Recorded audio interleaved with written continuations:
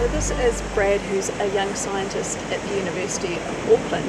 And Brad, you've brought us to this very special place on the coast at Pākiri.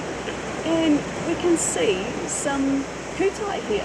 Yeah, this is an intertidal mussel bed here at Pākiri, one of the last remaining intertidal mussel beds in and around the Auckland area. Right, so there's not many left? No, most of the mussel beds were fished out in the 60s and 70s by commercial fishers, particularly the subtidal beds throughout the Hauraki Gulf, so there's virtually none left.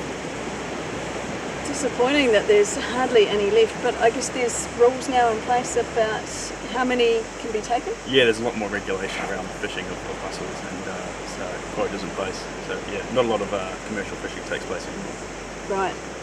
And what role do kūtai play in this marine ecosystem? Yeah, mussels play an important role in ecosystems. They help to stabilise sediments, they're really good at filtering the water column, and they provide a lot of complex habitat structure in otherwise featureless bottoms, which are really important for fish recruitment of a lot of other marine invertebrates. Right, so that filter feeding, that cleans the water, I guess? Yeah, they're really efficient. If you put a bunch of mussels into a tank of dirty seawater and come back in a couple of hours, you can see straight through it. Very efficient filter feeders. Wow, and of course a lot of people like haimoana, like mussels, Yep. so important that we can still farm them. Yeah, farming plays a really important role in making sure that there's still mussels available for the public to consume. It's a really clean and green source of animal protein. So by farming mussels, kūtai, you're trying to do what Mother Nature can do. Yeah. So tell us a little bit about the technology that's used. Yeah, so effectively mussel farming just takes place in the water column.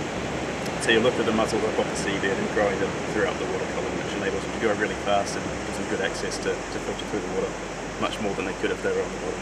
Right, and they normally grow on seaweed, but you have to provide them with something to grow on? Yeah, so the early stages of mussels, they like to settle onto filamentous seaweeds.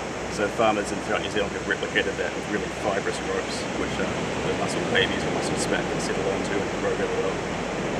And that's what we're going to have a look at next. Some of the research that you've been doing to change the fibres that the spat can attach to. Looking forward to that. Yeah, but thank you for bringing us to this amazing place. Thanks, Brad. Thanks.